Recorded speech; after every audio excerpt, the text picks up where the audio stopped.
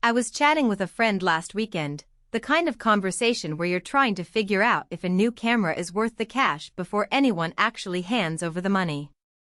He's been shooting weddings with a solid DSLR for years, but every time we get together his phone videos look slicker, and he's wondering if a mirrorless body could finally give him that blend of stills quality and video flexibility without lugging a box-size rig. I get that hesitation. Spending a few thousand on a body that you might not end up using every day is a real gamble. Link is in the description if you want to check the product details on Amazon.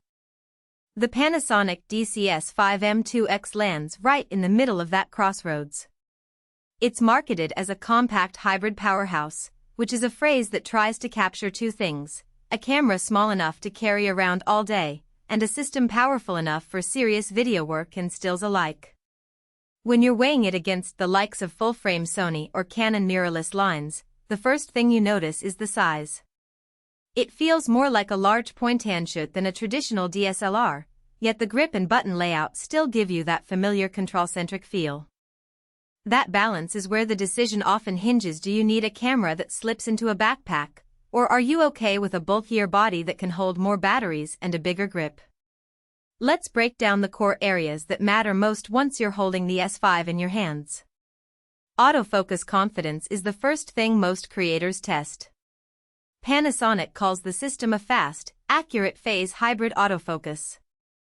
In practice, that means you get both contrast detect and phase detect pixels covering a decent portion of the sensor, so the camera can lock onto subjects quickly even when they're moving. I tried it filming a friend skateboarding in a park.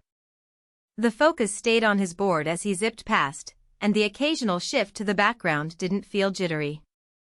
For most hobbyists and even some semi-professional shooters, that level of reliability means you won't be chasing focus every few seconds, which is a huge time saver.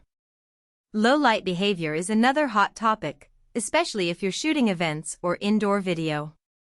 The S5 sensor isn't full-frame, but the 24-megapixel design paired with the hybrid AF gives decent performance up to about ISO 6400 before noise becomes noticeable.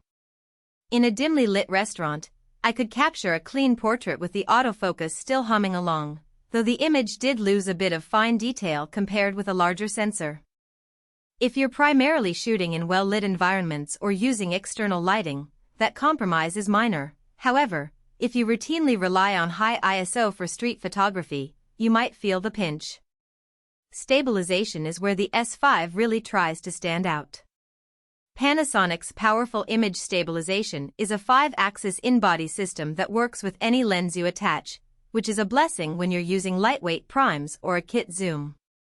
I recorded a walking tour of my city without any gimbal, and the footage stayed remarkably steady, even when I was moving at a brisk pace. The system also communicates with compatible lenses to add another layer of correction, making handheld video feel almost as smooth as a dedicated stabilizer. For vloggers and content creators who want to stay mobile, that feature alone can justify the purchase. Video capability is the next big draw. The S5 boasts expressive video functionality and, crucially, unlimited recording time. Many mirrorless cameras throttle at 30 minutes due to tax regulations, forcing you to swap cards or risk overheating. With the S5 you can hit record and keep going, which is a lifesaver for live streams, webinars, or long-form documentaries.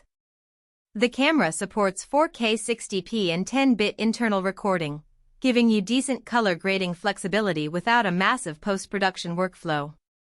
If your workflow leans heavily toward video, especially live or continuous streams, this is a practical advantage you won't find on many entry-level bodies. Battery confidence is often overlooked until you're in the field. Panasonic's XLR7 battery, which ships with the S5, is rated for roughly 400 shots or about 2 hours of continuous video recording. In my tests, I could run a full day of shooting with one spare. Swap it quickly, and you're back in business. It's not a marathon-level battery like some Sony models, but the ability to pull a full day's worth of footage without hunting for a charger is reassuring for freelancers who can't afford downtime. Now, let's talk about the lens ecosystem. Panasonic's mount, formerly Micro Four Thirds, has been around for a while, so you have access to a massive library of both native lenses and adapted glass from other brands. The real strength here is the flexibility. You can pick ultra-compact pancake lenses for travel, fast primes for portraits, or zooms with built-in stabilization for run-and-gun video. The trade-off is that you won't get the ultra-wide apertures or the sheer focal length reach of full-frame glass without stepping up to larger, heavier lenses. If you're comfortable working within the crop factor and already own a few micro 4/3 lenses, the